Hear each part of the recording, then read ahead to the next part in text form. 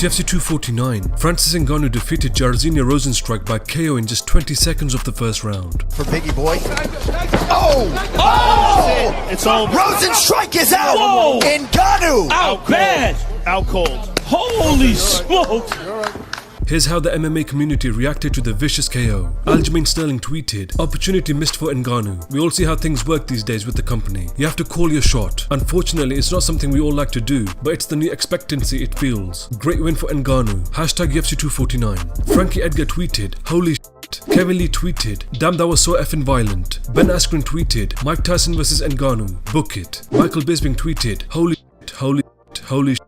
James Vick tweeted, "The only two people I think might have a chance to beat Ngannou at this point is Stipe again possibly, or if Anthony Johnson landed first, he might." Junior Dos Santos tweeted, "Man, this guy is lucky he has a lot of power because that's it. Crazy." Ali Abdelaziz tweeted, "Francis Ngannou is the Mike Tyson of MMA." Kamaru Usman tweeted, "He's got a bazooka and most people have a gun. Sheesh. Congrats my brother Francis Ngannou. Hashtag UFC 249. And Jairzinho Rozenstruik reacted saying, "I'm okay. Big up to Francis Ngannou for taking the fight. Respect." Daniel Cormier sends a message to Stipe Miocic to sign the contract to fight him.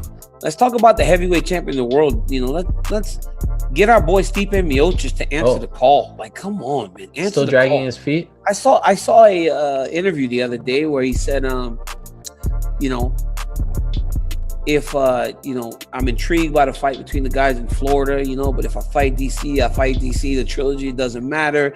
That's again not doing good business. You don't say that a fight of this magnitude does not matter, especially in this climate. You're the champ. You did pay-per-view numbers. If people are home, more people are watching the fight, Stipe. Like, what are you doing? It's like he always takes bad step after bad steps. I'm telling the champ, come on, champ, sign the contract. Let's go. Like, what are you doing? Like, it's nonsense. It's. I get that you're a firefighter. I get that you're a guy that we admire that. We admire all those things about you wanting to help people in this crisis time, but you're also the champion of the world. You know, come on, man. Let's get this thing done. Sign the contract. Like, what date? August. Let's fight in August. Let's go. Fight in August. Let's go. Let's fight in August. Let's get this thing done. You know, I think he also said last fight didn't start so fast. Didn't start so well, but this time it'll be better. It didn't start so well because I'm better than him. Like, that's it. It's what it is. It's gonna start like that this time, but this time I'm not gonna get tired, and you're not gonna just punch me in the stomach for 5 minutes. You know, we're gonna prepare me to go and beat you again. So it's gonna start the same way because I'm better than him. So just sign a contract. Chris Weidman on the UFC Unfiltered podcast gives an update on his comeback. I don't know. I don't really know. I've been through now 8 different switches of opponents in the past two and a half weeks. You know, so at different dates. So I don't know. I was supposed to be fighting like in June, early June, and then I don't know how much I'm supposed to say, to be honest. So, and then I went through different opponents, and right now I'm up in the air again. I was supposed to fight in June definitely, so I was preparing for that, and then my opponent got switched, and then they said, I don't know if we could do June anymore. It might end up being July because they can't find anybody for me. So now probably, I don't know what the hell's happened. It's either I'm fighting June 6th and I'm waiting on somebody to say yes to my fight. I'm prepared for June 6th. If not, then I got to wait till probably July. So they canceled that whole card, and then they told me I was going to fight Hermanson in June, and then now that's not happening. Now he can't get the visa in time. Oh, it's about the visa, right? Then they asked me to fight someone else. I said yes, and then I don't think that person was prepared for it. And then now they said they might find me someone else for June, but it's looking like it's going to end up being July now. And I don't know if Hermanson's going to be able to get here in July. I think there's more of a chance he'll be around July, but if not, it's probably someone else. So anywhere from June to July, I'm prepared for fighting. I think they had an issue with that. They thought he was going to be good, and then he thought he was going to be able to get the visa. People were telling in his country that he was good to go, and then it got shut down again. So my thing is I'm healthy. You know what I mean? So why not fight? You know, I'm healthy. I'm working out.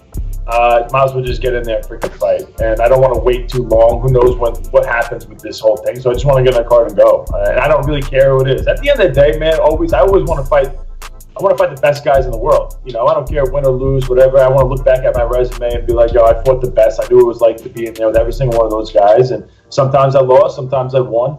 And I knew my full potential. I knew what I was capable of, and I'll be fine.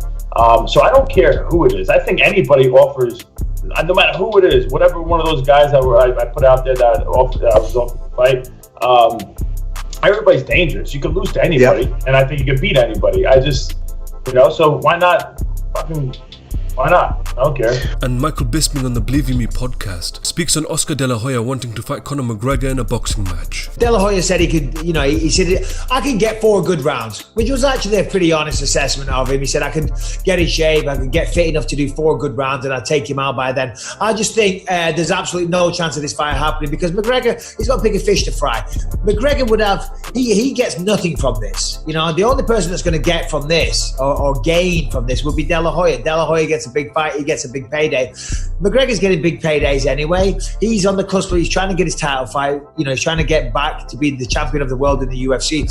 Getting distracted and fighting somebody like Oscar De La Hoya, there's nothing to be gained there. Okay, there'll be a lot of it. I hate it. There'll be a lot of interest from boxing fans. You know, it'll probably be a semi-decent payday for him. But in terms of his legacy, even if he wins, you know, he goes out there and he beats up some washed up old guy, a legend, but a guy that's been away. I shouldn't say washed up old guy. That's disrespectful to Oscar De La Hoya. I shouldn't have said that. What I meant is a guy that's been away, that isn't his best, that's turned his back on being a professional fighter. So he's got nothing. And if he was to lose, then for me, that's bad as well. So it's a lose-lose situation other than if he was to sell out for the cash only.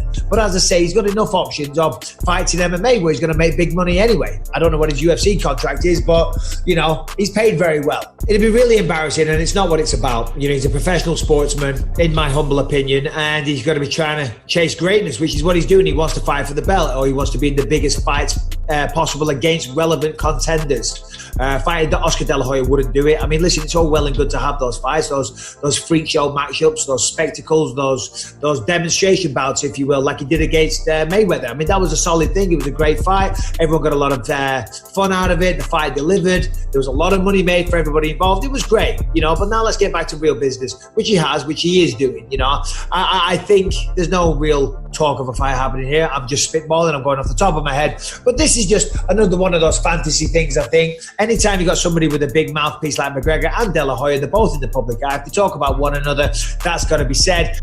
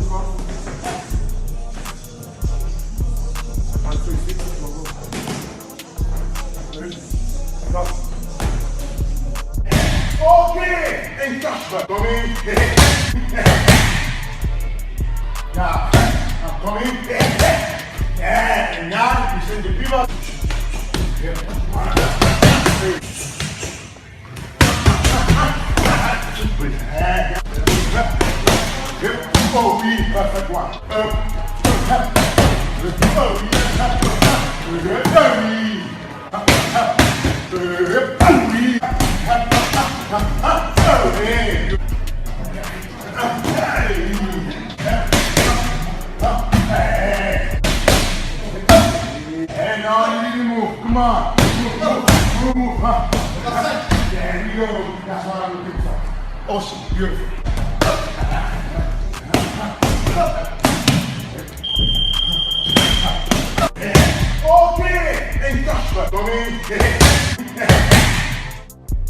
Hi guys, make sure you stay hydrated and drink 1 bottle of water every day.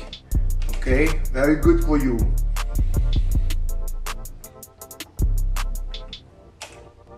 Good. Yeah. Ooh. Yeah. Ooh. Yeah.